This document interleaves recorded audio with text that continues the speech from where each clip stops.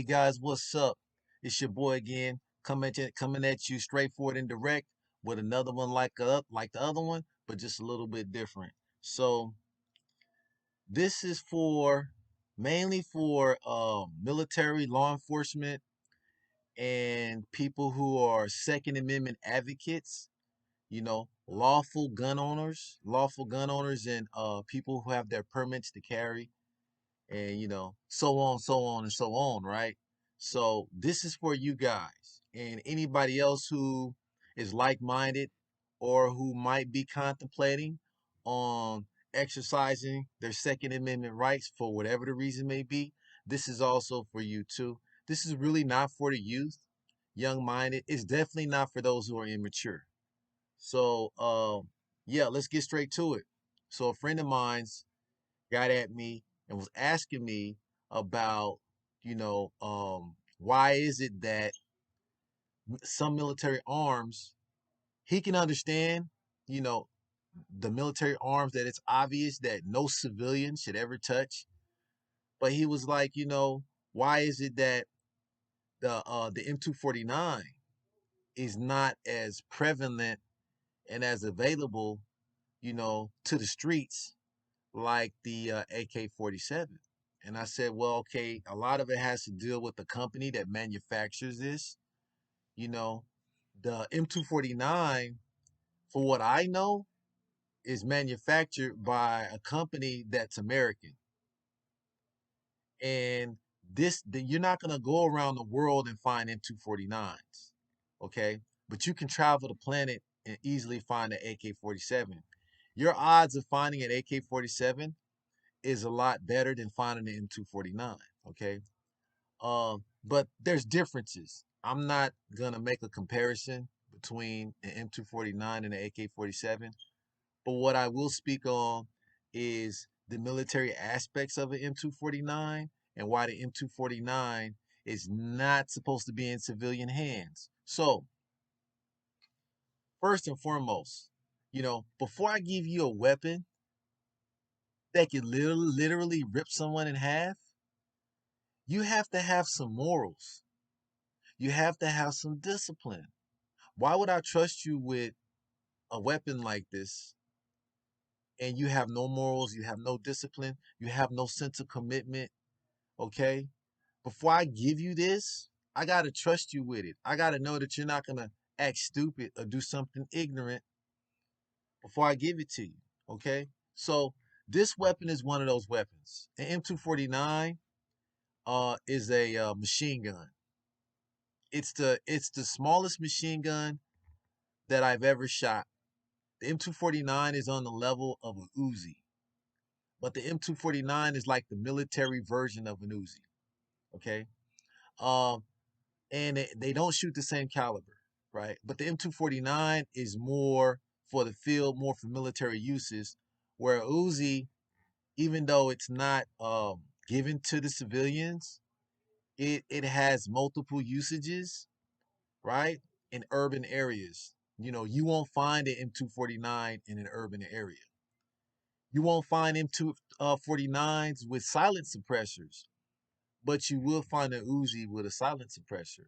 Okay, so the M249 is strictly military. The M249 serves a certain purpose in infantry. If you're on when you're on the field, okay, and you're doing your movements, tactical movements towards your opponents, the M249 serves a cause and serves a purpose, right?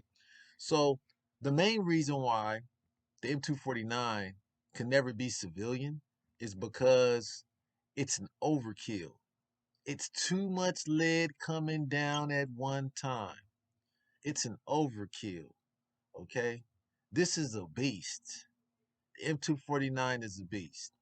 It shoots the same rounds as an M16 or AR-15, which is 5.56. It has a tendency to overheat, okay? But one thing that it has to advantage is its accuracy and its rate of fire. If I wanted something to get me out of a bad situation, the M249 can do it, as long as it doesn't jam up on me. So anything that's gas operated has a tendency to build up a lot of carbon. Carbon is something that you have to clean and scrub to maintain the maintenance and functioning of your machine. So anything with a high rate of fire, like an M249, it's going to be a big carbon buildup. That means you're dealing with malfunctions, jams, heats, and stuff, things overheating. So the thing about the M249 is that you can shoot it with a bandolier, okay. But the main point to make is the fact that for civilian purposes, it's an overkill. Okay, no one in their right mind would allow anyone, no matter what the civilian issue is, to have an M249. Okay, that is strictly military. But the thing about the M249 is that what I noticed when I was in the infantry is that the I'm pretty sure some things have changed over the years, but the big thing on miniaturization of weapons, uh, designing them to so that they're not so quick to overheat is a big thing, you know. And the M249, I don't know how it is now, but when I was in, it had a tendency to overheat. And when things overheat, things malfunction and things go to the left, you know.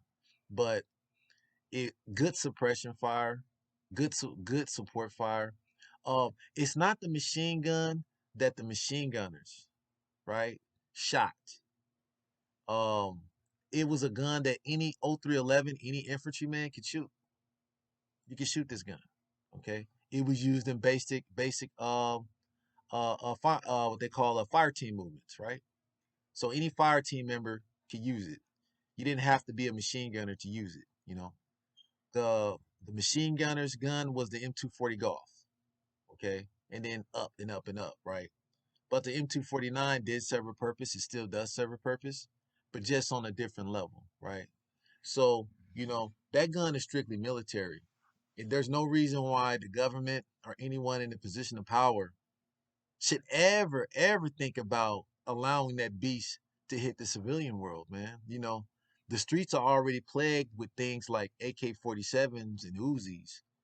The last thing that, you know, will be wanted is for that beast to be released to the streets, right? So, yeah, don't never plan on that M249 ever being accessible in any gun store. You got to be completely out your mind. It's not going down, right? Um, you know, but for you guys who have the privilege to serve our country and, partake and participate in a wonderful educational, beautiful experience, right? Enjoy it, learn it, right? Because what you learn about the M249, it carries on to other things, right?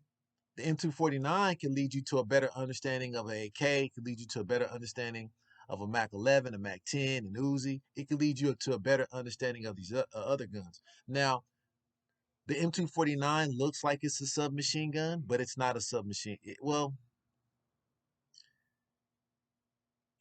be in the category of kind of like a submachine gun. It's like a border there, right? Because it's 5 by 5.6.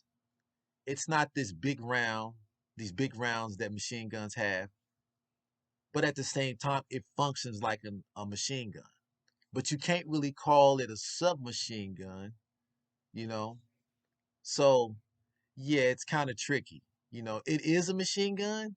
It's not a submachine gun, right? But it's kind of borderline though. It's kind of borderline. So, you guys do your homework. If you're interested in stuff like this, do your homework. You got Google, you got YouTube, you got all these things available for you to learn everything you want to learn about anything that has to do with America, right? You have no excuses, man. Plus, a lot of you guys have family members that are either veterans, um, or they're active right now, or they're law enforcement, you know what I'm saying? So there's really no excuse for you not to know whatever it is that you want to know when it comes to the world of guns, right? So that's it, man. That's what I wanted to hit you guys with. I hope I answered my boy's question, right? I know he'll get at me later.